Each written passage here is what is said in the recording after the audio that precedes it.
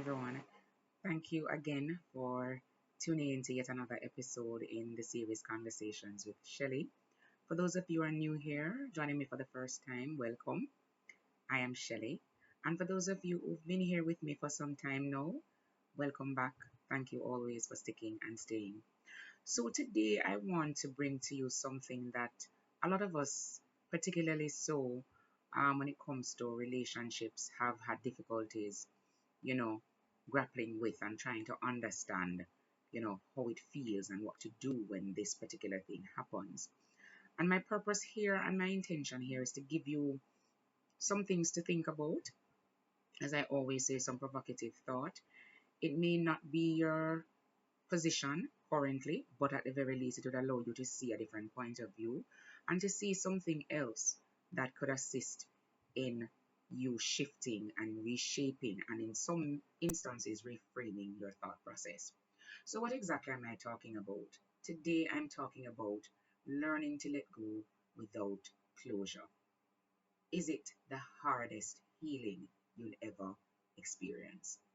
So I guess we can all agree when we say that letting go is hard, but letting go without closure is a different kind of pain. As my mother always says, it's a beast of a different kind. And in this episode, I intend to talk about what it really means to heal when you don't get the answers, the apologies, the explanation. When somebody leaves your life and you're left with questions, and sometimes more questions than answers, and answers that you will never get. No, my thing is, if there is someone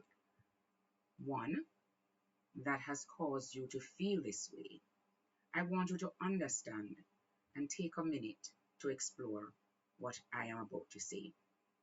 So ultimately, this is for anyone who has ever waited for closure that never came. This is for anyone who is replaying conversations trying to understand what exactly went wrong.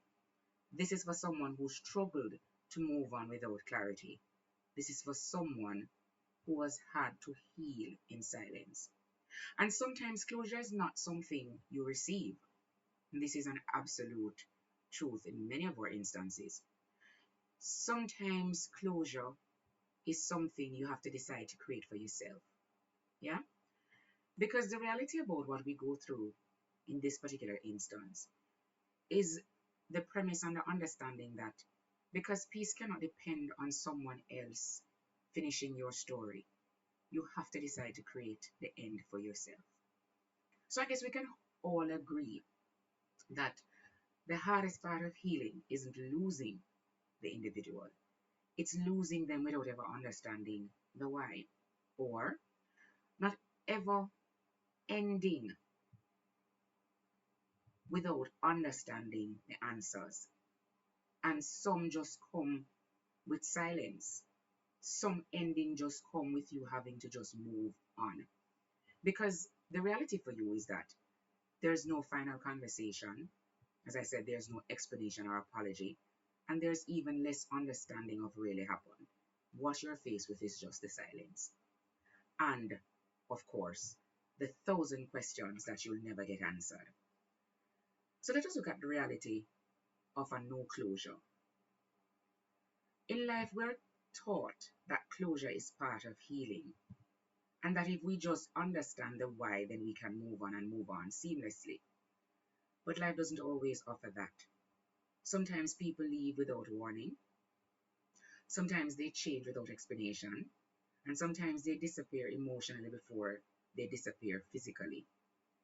And you're left trying to make sense of something that was never fully explained.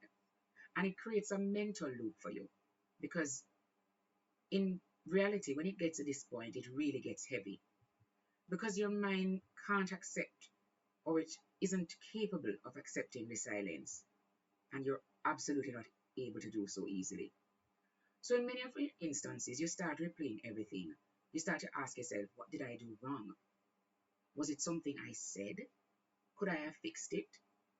Did they ever care at all? But the truth is, nothing or not all endings come with reasons that you'll ever understand. And you have to find a point where you consider it your turning point. And at some point, you have to realize that something important is out there outside of the closure.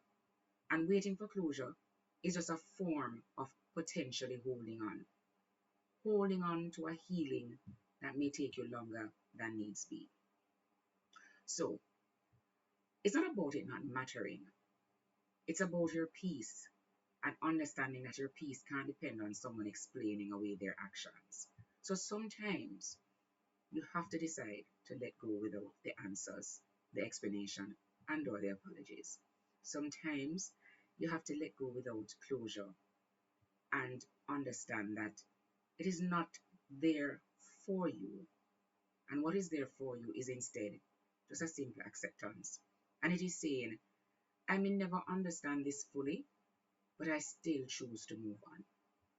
And it is choosing, and in that choosing your sanity over unanswered questions that is of paramount importance.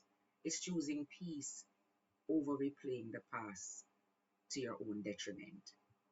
So, in closing, I want to leave something with you for reflection. Some people will never give you the closure that you deserve. And that's the part you have to learn to live with. Because healing doesn't always come with clarity. Sometimes it comes with silence, and sometimes it comes with chaos. We have to be the ones to determine how we heal. And the decision to stop carrying what you were never meant to hold forever cannot rest with someone else. If this resonated with you in any way, I ask you as always to like, share, comment, and subscribe.